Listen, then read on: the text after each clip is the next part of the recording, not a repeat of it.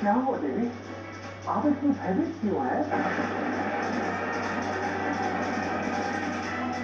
तो भस्मासुर को सत्य का ज्ञान हो ही गया।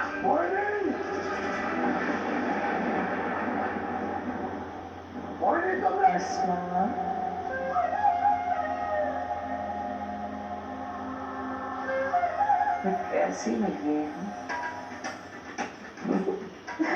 क्यों इतना चिल्ला रहे हो? मोहिनी मोहिनी क्यों? मैं तो यही हूँ तुम्हारी प्रतीक्षा में।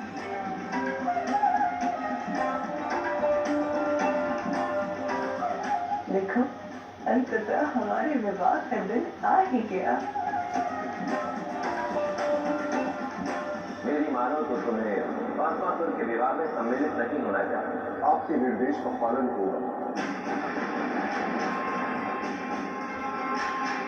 कैसे हुक्म से मैंने महादेव को वचन दिया है, इसीलिए मैं भीतर भी नहीं जा सकता।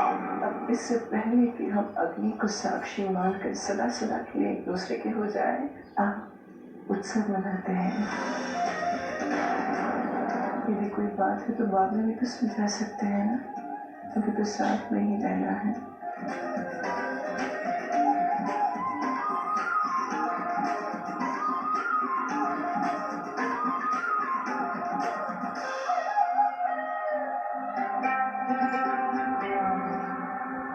बड़ी भैया,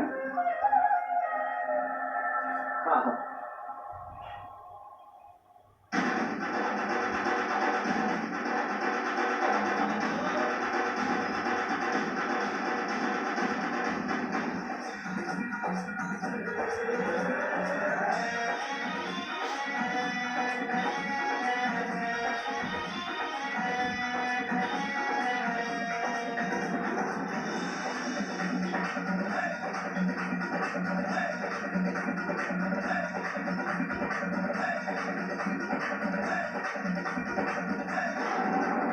ये क्या कर रहे हो?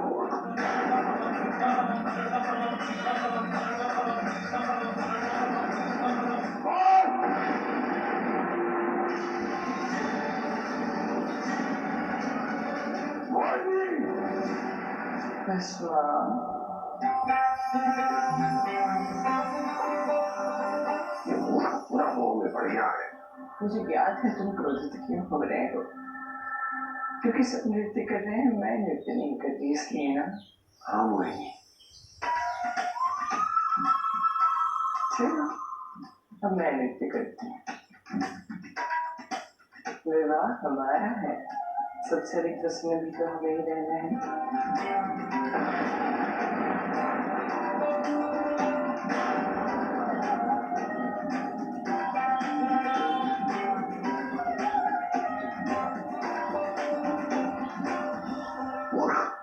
आपको ये क्या करने लगा? ये सब चला हुआ है। संभाल स्वयं को, संभाल।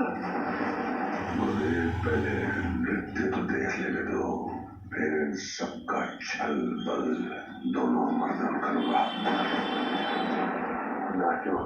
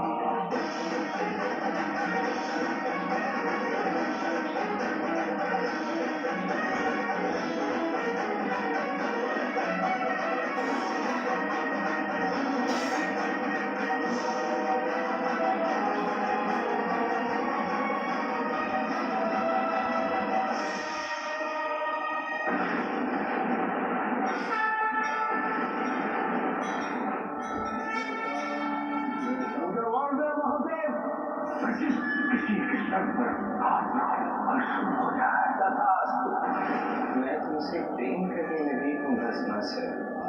तुम्हारी मोहिनी स्वयं नारायण है।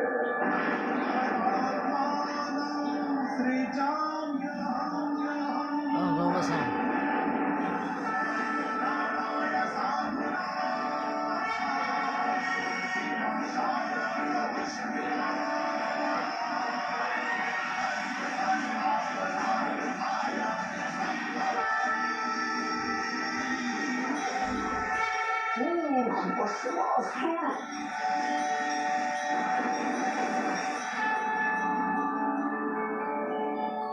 अद्भुत। आज मोहिनी ने जो लीला हम सबके समक्ष प्रस्तुत की, उसको हम सबका नमन। ये संसार सदैव मोहिनी का नाम सुंदरता के पर्यायवाची के रूप में ही प्रयोग करेगा। भस्मासुर ये जानता था कि उसके सामने ये नृत्य करती मोहिनी नहीं, स्वयं नारायण है, परंतु वो इनके रूप के जाल में ऐसा मंत्रमुग्ध हुआ कि वो इनकी लीला में स्वयं को फंसने से रोक नहीं पाया। आप धन्य हैं।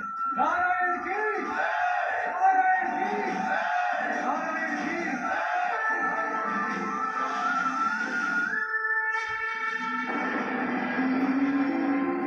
आपने महादेव को ही किया, तभी हम सभी को बचाया, हमारे राज्य हमें पुनः लौटाए। जो कुछ भी हमारे पास है उसका कारण आप है नारायण। इस कथा से तो ये पता लगता है कि जो समस्या महादेव द्वारा लाई गई उसका निवारण नारायण ने किया। उचित है। यदि आप सबको यही लगता है कि इस प्रसंग में भूल मेरी ही कि मैं ही सदैव कुपात्र को वर देता हूँ, तो मुझे आप सबसे क्षमा मांगनी चाहिए। और आप सबसे भी पहले अपने आराध्य नारायण को क्षमा मांगनी चाहिए कि उन्हें मेरे कारण इतना सब सहना पड़ा। नारायण, मैं आपसे जिसमें आपका कोई दोष नहीं है।